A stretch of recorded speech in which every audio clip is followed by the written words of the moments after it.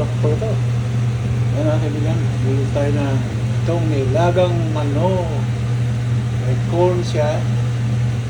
Saka ubusik na. Ayaw na po natin itong natin.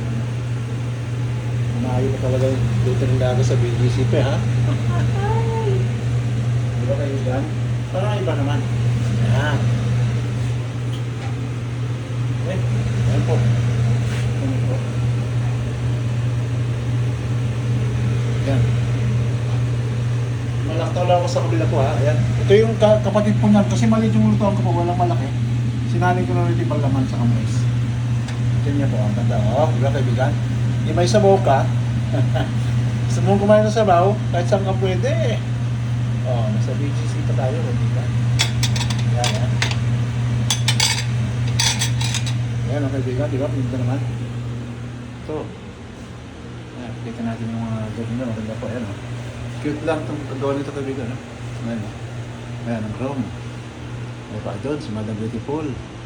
Ayan ang kitchen. Andun yung mga rekargado po. Ayan, tubig. Ayan to. Ayan po yan. Ayan ito, lulutuin ko nga na po. Kapatid nung ano. Pork belly, ano. Lagyan natin adobo ko ito. Hindi pwede magsabay ko sikan po. Medyo maliit yung ano. Pero may freeze po, kahit paano. May cute na rice cooker ito. Ito yung kanin. Kital, lagyan ng tubig. Ayan po, lapit na po ito. Kaibigan, antayin niyo akong ano. Para kain tayo sabay-sabay, di ba? Kaibigan. Ayan o. Parang kung kasi itong binili ko, parang native naman ako eh. Kaya parang sa kanina, nung binili ko, native daw eh. Ayan, isubukan natin. Masarap na. Lapit na po ito. Niluluto lang natin dito. Gulay po ha. Gulay lang niluluto natin. Ayan pong kapatid yan. Kaibigan. Ayan. Marami. Isang bangang may iwagang bawang. May iwagang banga na puti. Ayan. Kaibigan. Ganon. Aha.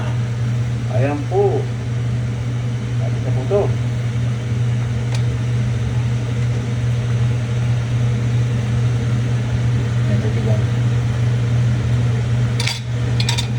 Ibayad natin itong atong ano.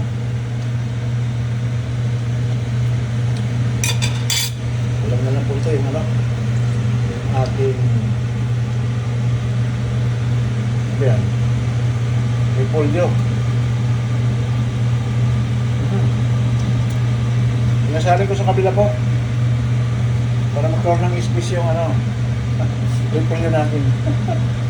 Hindi po kung isa pa pero okay na po yan. Tatalon po yan. Madam, asa yung repolyo? Yan. Mamaya, pakita ko sa inyo po pag nalagyan ng repolyo ha. Maraming salamat po sa inyo po at magandang gabi.